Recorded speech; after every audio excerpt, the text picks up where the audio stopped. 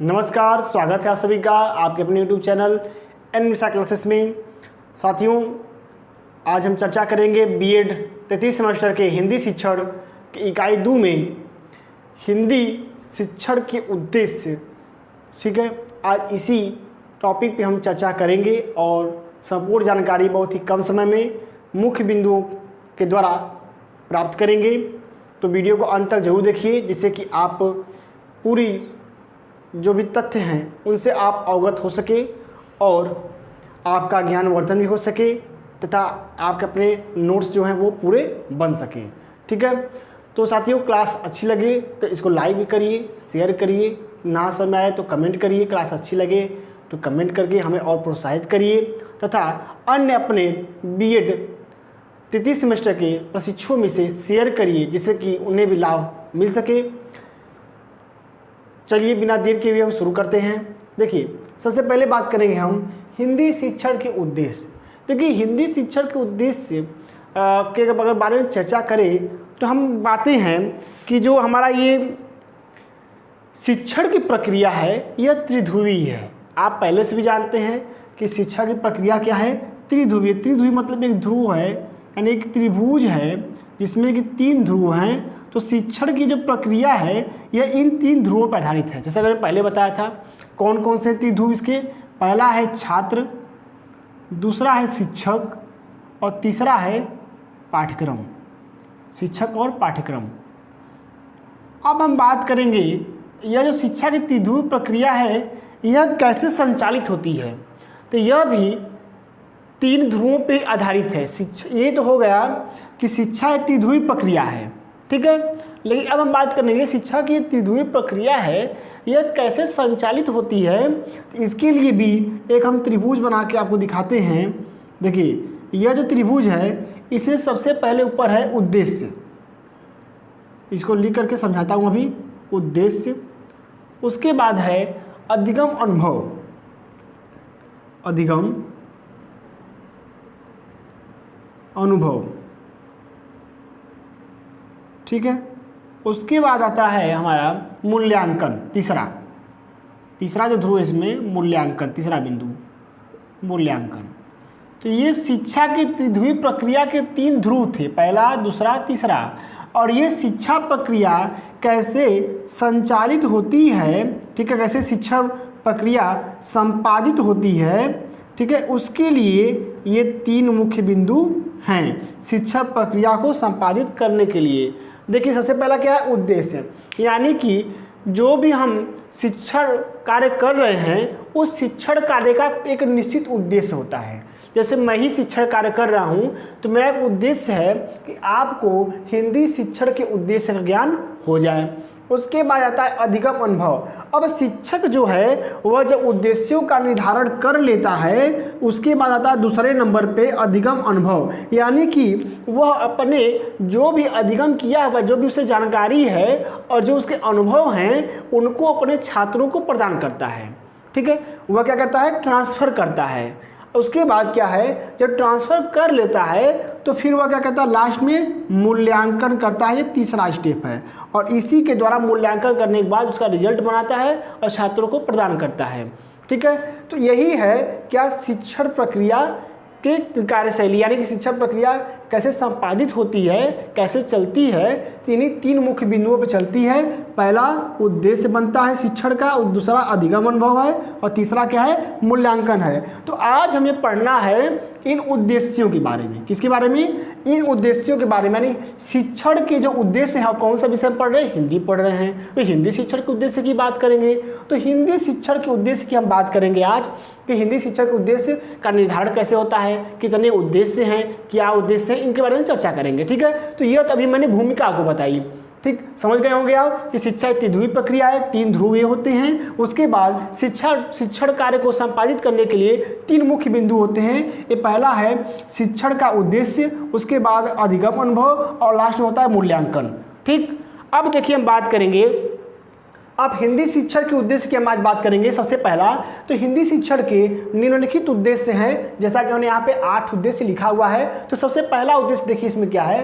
देखिए हिंदी शिक्षण के सबसे पहला उद्देश्य अगर हिंदी शिक्षण के उद्देश्यों का अगर निर्धारण की हम बात करें तो कितने उद्देश्य हैं जिनको कि देख करके, यानी कौन कौन से बिंदु हैं जिनको कि देख करके हिंदी शिक्षण के उद्देश्यों का निर्धारण किया जाता है। यानी कि जब हिंदी शिक्षण के सामान्य भाषा में कहें तो जब हिंदी शिक्षण के उद्देश्यों का निर्धारण किया जाता है तो किन किन बिंदुओं को ध्यान में रख करके किया जाता है, इसकी हम चर्चा करेंगे। तो देखिए 8 बिंदु हैं, इन्हीं 8 बिंदुओं को ध्यान में रख करके क्या किया जाता है, हिंदी शिक्षण के उद्देश्यों का निर्धारण किया जाता है। और यही 8 जो बिंदु हैं ये इतिहास शिक्षण के उद्देश्यों का भी निर्धारण करते हैं, भूगोल शिक्षण के उद्देश्यों का भी निर्धारण यही 8 बिंदु करते हैं। ठीक है, कोई भी विषय होगा सबके शिक्षण के उद्देश्यों का निर्धारण यही निम्नलिखित 8 बिंदु करेंगे। तो सबसे पहला हमारा है व्यावहारिकता। व्यावहारिकता का मतलब है कि जब हिंदी शिक्षण के उद्देश्यों का निर्धारण किया जाता है तो ऐसे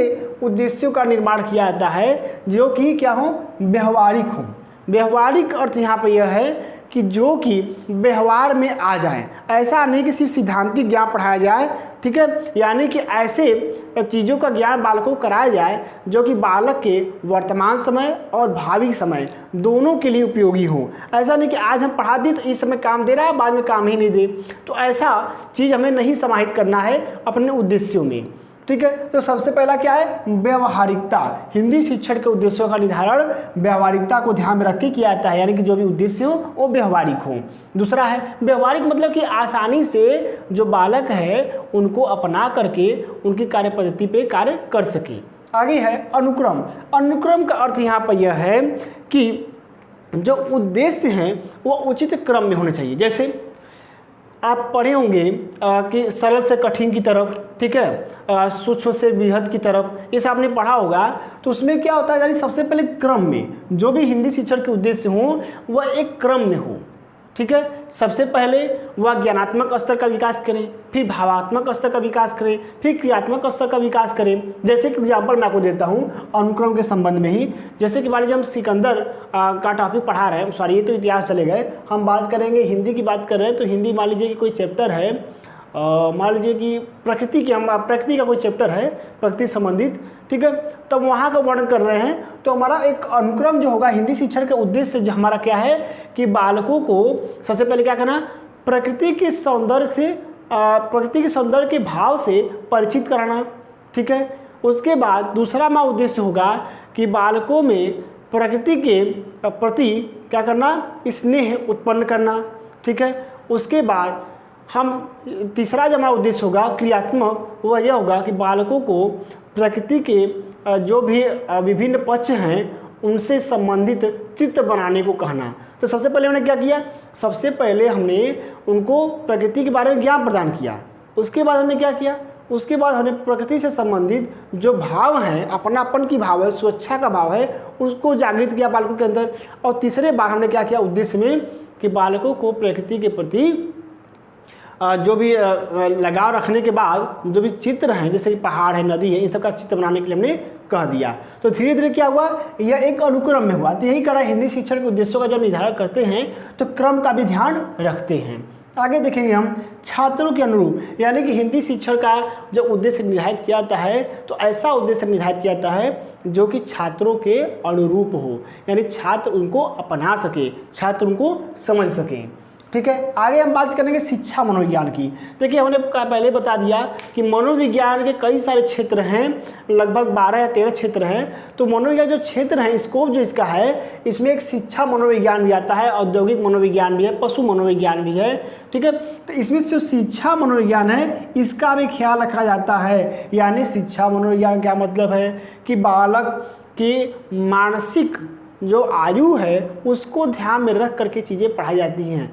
ऐसा नहीं कि कक्षा 1 का छात्र है और कक्षा 8 की कविता हम उसमें डाल दिए हैं तो बालक नहीं समझ पाएगा। कक्षा 1 का छात्र है तो बहुत ही आसान भाषा में, सरल भाषा में ऐसी कविता को समझ सकेगा, उसको बोधगम्य कर सकेगा। ठीक है, तो यही करा कि शिक्षा मनोविज्ञान यानी कि बालक के आयु, लिंग, स्तर, ठीक है, इन सब का ध्यान रख करके हिंदी शिक्षण के उद्देश्यों का निर्धारण करते हैं। आगे देखेंगे हम सामयिकता। सामयिकता का मतलब यह है कि ऐसे उद्देश्यों का निर्धारण किया जाए जो कि प्राचीन मान्यताओं पर आधारित न हो, जो कि प्राचीन मान्यताओं पर आधारित न हो, अब वह वर्तमान की स्थिति में खरे उतरते हों। ठीक है, जैसे क्या था, जैसे कि मैं भूगोल की बात कर लेता हूँ, जैसा कि आपके भूगोल में था कि पहले 9 ग्रह थे, इससे प्लूटो भी शामिल था।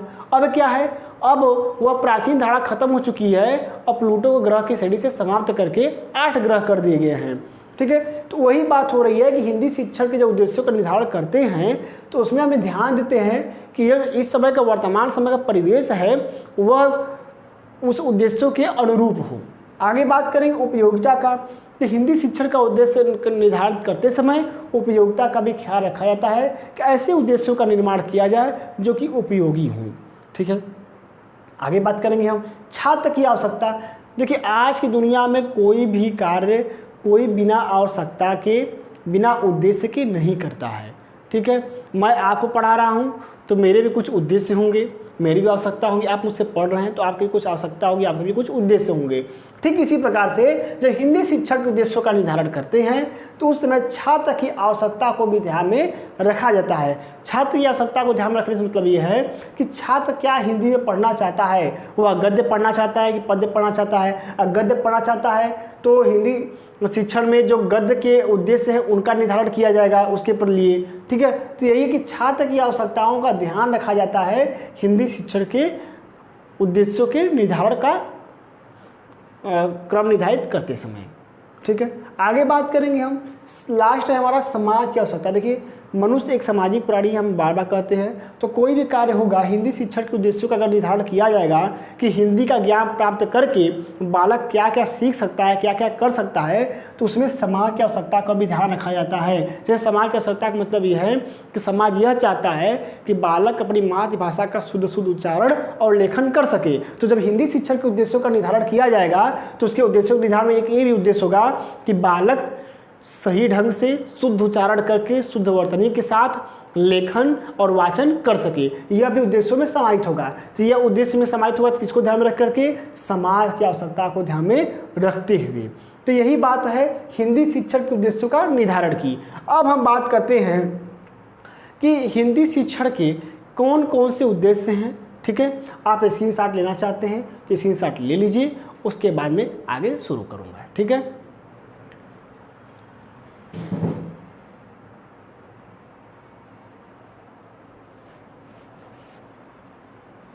हो गया होगा। देखिए, 4 उद्देश्य हैं, 4 उद्देश्यों को मैं लिख देता हूं। सबसे पहला है ज्ञानात्मक उद्देश्य। सबसे पहला है ज्ञानात्मक उद्देश्य। अभी ज्ञानात्मक उद्देश्य के भी अंतर्गत कुछ चीज़ें समाहित हैं। हालांकि कई सारे विद्वानों ने कई प्रकारों में बांटा हुआ है इसके उद्देश्य को। ठीक है, तो पहला है ज्ञानात्मक उद्देश्य, दूसरा है कौशलात्मक उद्देश्य। कौशलात्मक उद्देश्य।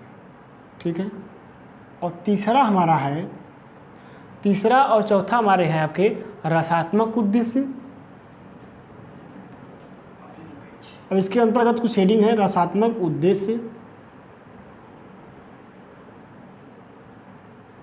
ठीक है, और चौथा हमारा है सृजनात्मक उद्देश्य। ठीक है, यानी सृजन करने संबंधित है सृजनात्मक उद्देश्य। अब देखिए, ये 4 उद्देश्य हैं हिंदी शिक्षण के। ठीक है, अब इन 4 उद्देश्यों के अंतर्गत किन किन चीज़ों का विकास किया जाता है वह मैं आपको भी बताता हूँ। देखिए, सबसे पहली अगर बात करें ज्ञानात्मक उद्देश्य की, तो हिंदी शिक्षण के ज्ञानात्मक उद्देश्य के अंतर्गत नोट करते चलिएगा। मैं बोल रहा हूँ, आपने कापी पे नोट करिएगा या अपने जो नोट्स बना रहे हैं आप उस पर नोट कर लीजिएगा। ठीक है, सबसे पहली बात है ज्ञानात्मक उद्देश्य के अंतर्गत सबसे पहला उद्देश्य होता है कि काव्य कथा। ठीक है, काव्य कथा, निबंध, नाटक, उपन्यास का ज्ञान छात्रों को प्रदान करना। ठीक है, ज्ञानात्मक मतलब क्या है, मतलब ज्ञान कराने संबंधित है ज्ञानात्मक उद्देश्य। तो किसका हिंदी में क्या होता है, हिंदी में काव्य होता है, कथा होता है, नाटक, उपन्यास, निबंध, इनका ज्ञान छात्रों को प्रदान करना। दूसरा है छात्रों को ऐतिहासिक भौगोलिक घटनाओं का ज्ञान कराना। हिंदी में भी जैसे कि फूल लड़ी मर्दानी, वह तो झांसी वाली रानी थी, क्या है, ऐतिहासिक घटना ही तो है, ठीक है। तो इसी तरह तो क्या है दूसरा उद्देश्य, ज्ञानात्मक उद्देश्य के अंतर्गत दूसरा उद्देश्य यह है कि छात्रों को ऐतिहासिक भौगोलिक तथ्यों का ज्ञान कराना, ठीक है। आगे देखिए तीसरा उद्देश्य है ज्ञानात्मक उद्देश्य के अंतर्गत कि छात्रों को, ठीक है, छात्रों को सूक्तियों का ज्ञान करना। सूक्ति का मतलब कि जैसे सूक्ति है, मुहावरे हैं, लोकोक्तियाँ हैं जो प्रचलित हैं, जैसे अजल गगरी छलकत जाए, तो सूक्तियों का, मुहावरों का, लोकोक्तियों का ज्ञान प्रदान करना, यह हमारा तीसरा उद्देश्य हुआ, ठीक है। अब चौथा उद्देश्य की हम बात करें तो छात्रों को, नोट करते चलिएगा, चौथा उद्देश्य है कि छात्रों को हिंदी के ध्वनि तत्व से परिचित कराना या ध्वनि तत्व का ज्ञान प्रदान करना, क्योंकि ज्ञानात्मक है तो ज्ञान ले देंगे तो और अच्छी बात है। तो छात्रों को क्या करना, ध्वनि तत्व का ज्ञान प्रदान करना। ध्वनि का मतलब जैसे क का उच्चार स्थान कहाँ से है, छ का कहाँ से है, स कहाँ से है, स्पर्श क्या है, तालु क्या है, मूर्धा क्या है, ठीक है, कौन कौन से व्यंजन कहाँ से निकलते हैं, इन सब का ज्ञान प्रदान करना हिंदी शिक्षण के ज्ञानात्मक उद्देश्य के अंतर्गत आता है। इन उद्देश्यों का आपके टीचिंग में बहुत बड़ा काम है, हल्के में मत लीजिएगा, बता दे रहा हूँ पहले से। ये जो आपके उद्देश्य में पढ़ा रहा हूँ आपको, जब आप मोटी वाली फाइल बनाएंगे लेसन प्लान, तो उसमें उद्देश्य का बहुत बड़ा काम है, इसलिए इसको पढ़ा रहा हूँ। और मैंने पहले कर दिया है कि जो मुख्य चीज़ें हैं, परीक्षा में उपयोगी चीज़ें हैं, और आपके जो कोर्स से संबंधित चीज़ें हैं उन्हीं को पढ़ाऊंगा, बाकी चीज़ें आपको नहीं पढ़ाऊंगा, ठीक है। तो ध्यान दे के पढ़िएगा, जो भी पढ़ा रहा हूँ ये बहुत ही इंपॉर्टेंट है। आगे हम बात करेंगे दूसरा हमारा कौशलात्मक उद्देश्य। जैसा कि नाम से स्पष्ट हो जा रहा है कि कौशलात्मक यानी स्किल डेवलपमेंट की बात की जा रही है, ठीक है, कौशल विकास की बात की जा रही है। तो हिंदी शिक्षण के कौशलात्मक उद्देश्य क्या है? देखिए, हिंदी शिक्षण के कौशलात्मक उद्देश्य के अंतर्गत लिखना, पढ़ना, सुनना, भावों को ग्रहण करना, ये सब शामिल है। तो सबसे पहला देखिए इसमें है कौशलात्मक उद्देश्य के अंतर्गत सबसे पहला नोट करिएगा कि अर्थ या मतलब अगर गद्य है तो उसका अर्थ, या पद्य है तो उसका भाव। तो गद्य या पद्य का अर्थ या भाव ग्रहण करने की शक्ति के साथ अभिव्यक्ति की क्षमता का विकास करना, यानी कि आप कविता के जो भाव हैं उनको समझ लिए और उनको अपने मुख से अभिव्यक्त भी कर दिए। इस क्षमता का विकास करना क्या है, यह कौशलात्मक उद्देश्य है। तो सबसे पहला उद्देश्य क्या हुआ कि अर्थ या भाव ग्रहण शक्ति के साथ अभिव्यक्ति की क्षमता का विकास करना, यह पहला हुआ।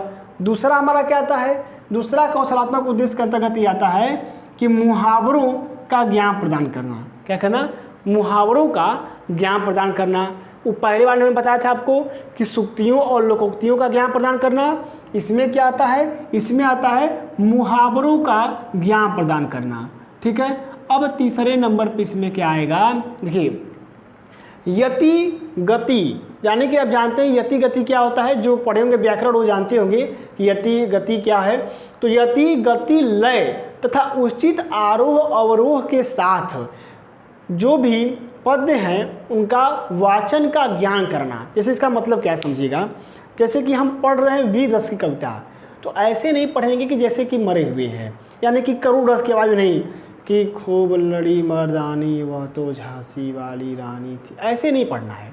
उसको खूब जोश में आके पढ़ना है, जैसे कि राणा राणा मत कहो राणा का छोटा भाई हूँ, मतलब आवेग में आके पढ़ना है, जोश में आके पढ़ना है कि लगे, ठीक है। तो उसी को कहते हैं आरोह अवरोह। और जहाँ करुण रस की बात आ जाएगी वहाँ पे हमारी जो आवाज़ है वो थोड़ी धीमी हो जाएगी, ठीक है, थोड़ी शांत हो जाएगी। तो जो वाक्य है उसके हिसाब से वाचन करना है, क्या है, उचित गति यति लय के साथ आरोह अवरोह, यानी उतार और चढ़ाव, जो उतार चढ़ाव होते हैं कविताओं में उनकी बात कर रहा है। तो उचित आरोह अवरोह के साथ वाचन का ज्ञान प्रदान करना, यह कौशलात्मक उद्देश्य के अंतर्गत आता है। यह वाचन करना क्या एक कौशल है, सब लोग नहीं वाचन कर पाते हैं हर चीज़ का, ठीक है। तो क्या हुआ, कौशलात्मक उद्देश्य में क्या हुआ, पहला हमारा था कि अर्थ या भाव ग्रहण की शक्ति के साथ अभिव्यक्ति की क्षमता का विकास करना। दूसरा था कि मुहावरों और लोकोक्तियों का ज्ञान प्रदान करना। तीसरा था यति, गति, लय तथा उचित आरोह अवरोह के साथ वाचन का ज्ञान प्रदान करना। अब हम देखेंगे तीसरा, रसात्मक उद्देश्य। देखिए, रसात्मक उद्देश्य का मतलब क्या है, यानी कि जो हिंदी में रस हैं उनका ज्ञान प्रदान करने से संबंधित है। देखिए, सबसे पहला है, इससे सबसे पहला होगा हमारा साहित्य के विविध पक्ष। साहित्य के विविध पक्ष। अब साहित्य के जो बहुत सारे पक्ष हैं, ठीक है, उनका क्या करना, समीक्षा करना और समीक्षा करके आलोचना करना, यानी कि साहित्य के विविध पक्षों की समालोचना करना। पहला नंबर के अंदर लिखेंगे कि साहित्य के विविध पक्षों की समालोचना करना। समालोचना का मतलब क्या है कि जो लाइनें लिखी गई हैं आप क्या करिए, उनको पढ़िए, उसमें क्या गुण हैं उसको समझिए, और उसमें क्या अवगुण हैं, उसमें क्या कमियां हैं उनको भी समझिए। यानी कि समालोचना, यानी कि समीक्षा भी करना और आलोचना भी करना। ठीक है, तो साहित्य के विविध पक्षों की समालोचना करना यह रसात्मक उद्देश्य में सबसे पहला उद्देश्य है। दूसरा क्या है, दूसरा है पद का भाव ग्रहण करने की क्षमता का ज्ञान प्रदान करना। देखिए, दूसरा क्या है, पद के भाव का ज्ञान, यानी पद, जो हम पद पढ़ रहे हैं वह प्रकृति संबंधित है कि वीर रस से संबंधित है, मतलब किस लिए लिखा गया है, किसके लिए लिखा गया है, किस भाव में लिखा गया है, उन भावों को समझने का ज्ञान कौन प्रदान करता है, यह रसात्मक उद्देश्य के अंतर्गत आता है। यानी हिंदी शिक्षण के रसात्मक उद्देश्य के अंतर्गत दो उद्देश्य हैं। सबसे पहला है साहित्य के विभिन्न पक्षों की क्या करना, समालोचना करना, और दूसरा है पद के जो भी भाव ग्रहण करने की क्षमता का विकास करना। अब देखिए, हम बात करेंगे चौथा, सृजनात्मक उद्देश्य। सृजनात्मक जैसा कि और नाम ही है सृजनात्मक, तो नाम से समझ रहे होंगे आप, यानी सृजन करना, किसी का निर्माण करना। तो निर्माण कैसे होगा, जब हम स्वाध्याय करेंगे, खुद से अध्ययन करेंगे, खुद से विश्लेषण करेंगे, संश्लेषण करेंगे, तब किसी चीज़ का निर्माण कर सकते हैं। तो इसी तरह जैसे सबसे पहला होगा कि छात्रों को स्वाध्याय के लिए क्या करना, प्रेरित करना, या स्वाध्याय की क्षमता का विकास करना, या स्वाध्याय का ज्ञान प्रदान करके प्रेरित करना। सबसे पहला लिखिएगा कि छात्रों को स्वाध्याय की क्षमता का ज्ञान कराना, या छात्रों को स्वाध्याय की क्षमता का ज्ञान प्रदान करके उनको प्रेरित करना। यह क्या है, यह सबसे पहला उद्देश्य हुआ। दूसरा बात करेंगे हम कि रचना करने हेतु छात्रों को प्रेरित करना। क्या करना, रचना करने हेतु छात्रों को प्रेरित करना।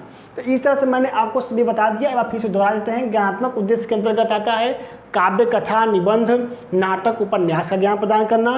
दूसरा आता है छात्रों को ऐतिहासिक, भौगोलिक तथ्यों का ज्ञान कराना। तीसरा आता है सूक्तियों और लोकोक्तियों का ज्ञान कराना। चौथे नंबर पे आता है हमारा हिंदी के ध्वनि तत्व से छात्रों को परिचित कराना। दूसरा है कौशलात्मक उद्देश्य। कौशलात्मक उद्देश्य के अंतर्गत तीन उद्देश्य हैं हिंदी शिक्षण के। सबसे पहला हमारा है कि अर्थ या भाव ग्रहण की शक्ति के साथ अभिव्यक्ति की क्षमता का विकास करना। दूसरा हमारा आता है कि मुहावरों व लोकोक्तियों का प्रयोग करना। तीसरा आता है उचित यति, गति, लय के साथ और उचित आरोह अवरोह के साथ जो भी चीज़ें हैं उनका वाचन करना। आगे आएंगे हम रसात्मक उद्देश्य के अंतर्गत। तो देखिए रसात्मक उद्देश्य के अंतर्गत क्या आएगा, सबसे पहला इसमें है कि जो भी साहित्य के विविध पक्ष हैं उनकी समालोचना करना। समालोचना का अर्थ यहाँ पे यह है कि उनकी क्या करना, समीक्षा करना। ठीक है, आगे देखिए दूसरा है पद के भावों को समझना। क्या करना, पद के भाव ग्रहण की क्षमता का विकास करना। अब इसे मैं आपको एक बात बता दूं कि मैं जब स्नातक के तृतीय वर्ष में था तो उस समय मेरे कॉलेज में छात्र संघ का चुनाव होता था, तो वहाँ पे मैं पदाधिकारी भी था। तो क्या हुआ कि मैं जब हिंदी क्लास में बैठता था तो एक हमारे सर थे, पांडे सर, तो वह कहते थे कि हमेशा अपना हृदय साहित्यिक बनाओ। हमेशा कहते थे कि साहित्यिक हृदय बनाओ, साहित्यिक हृदय बनाओ, तब जाके ये समझ में आएंगी। मैं क्या किया कि मैंने हिंदी विषय ही छोड़ दिया थर्ड ईयर में, लास्ट ईयर में हमने कहा न हिंदी रहेगी न साहित्यिक हृदय बनेगा। यानी कि कहने का अर्थ लेकिन मुझे अब समझ में आता है साहित्यिक हृदय का मतलब क्या था कि भावों को समझने के लिए हमें अपना हृदय साहित्यिक बनाना पड़ेगा। तो यही कह रहा है कि पद्य के भाव ग्रहण करने की क्षमता का विकास करना। तो पद्य के भाव को कैसे ग्रहण करेंगे? जब हमारा हृदय साहित्यिक बनेगा। हालांकि उस समय तो भाई झूठ सच का ज़माना था, ठीक है, तो मन राजनीति में ज़्यादा लगा हुआ था, इसके वजह से मैंने हिंदी छोड़ दिया कि न हिंदी रहेगी न साहित्यिक हृदय बनाने के लिए सर कहेंगे, ठीक है। तो यही बात है यहाँ पे। आगे देखिए तीसरा चौथा हमारा है सृजनात्मक उद्देश्य। सृजनात्मक उद्देश्य पहला क्या है कि स्वाध्याय की क्षमता का विकास करना, यानी खुद से संश्लेषण विश्लेषण करके चीज़ों को खोजना और ज्ञान प्रदान करके स्वाध्याय का बालकों को प्रेरित करना, छात्रों को। और दूसरा क्या है कि रचना की प्रवृत्ति का विकास करना, जैसे कथा की रचना करना, निबंध की रचना करना, उपन्यास की रचना करना, नाटक की रचना करना, यह सब इसके अंतर्गत आते हैं। तो इस तरह से हिंदी शिक्षण के जो उद्देश्य हैं यह आपके समाप्त होते हैं। लेकिन कुछ लोग कहते हैं कि और भी उद्देश्य हैं, तो हो सकता है और भी उद्देश्य होते हो, लेकिन जो मुख्य उद्देश्य हैं जो आगे परीक्षा के लिए उपयोगी हैं और जो आप स्तर के लिए उपयोगी हैं वह मैं आपको यहाँ पे बता चुका हूँ, ठीक है। अब आप लेसन प्लान बनाते हैं तो वहाँ पर आपको दो उद्देश्य मिलते हैं। पहला मिलता है हिंदी शिक्षक जब आप फाइल बनाएंगे तो आपको दो उद्देश्य लिखने होंगे। पहला होगा सामान्य उद्देश्य, ठीक है, और दूसरा होगा विशिष्ट उद्देश्य। तो जब हम आपको आगे पढ़ाएंगे तो सामान्य उद्देश्य क्या है, विशिष्ट उद्देश्य क्या है, जब फाइल हम बनाना सिखाएंगे आपको तो उस बात को हम बताएंगे कि सामान्य उद्देश्य क्या है और विशिष्ट उद्देश्य क्या है। फलतः ये समझ लीजिए इस समय कि जो मैंने आपको बताया है, चारों बताया आपको, यह सब आपके सामान्य उद्देश्यों से ही संबंधित है। ये सभी आपके हिंदी शिक्षण के सामान्य उद्देश्य के अंतर्गत आते हैं। और विशिष्ट उद्देश्यों के अंतर्गत पाठ जो आपका होता है उससे संबंधित चीज़ें आती हैं। तो यह सब आपके समान उद्देश्य के अंतर्गत आती हैं, ठीक है। तो इस तरह से आपकी यह जो क्लास है हिंदी शिक्षण के उद्देश्यों की यह समाप्त होती है। अगले क्लास में पढ़ेंगे कि विविध स्तरों पर हिंदी शिक्षण के क्या उद्देश्य हैं। जैसे प्राथमिक स्तर पर क्या उद्देश्य है हिंदी को पढ़ाने का, माध्यमिक स्तर पर क्या उद्देश्य है, उच्च स्तर पर क्या उद्देश्य है, ठीक है। इनकी चर्चा हम अगले क्लास में करेंगे। और एक बात ध्यान रखिएगा कि क्लास को लाइक ज़रूर करिएगा, नहीं समझ तो कमेंट कर दीजिएगा। हम आपके भ्रम को दूर करने का पूरा प्रयास करेंगे। इसी के साथ मैं नितीश मिश्रा आप सभी से विदा लेता हूँ। धन्यवाद।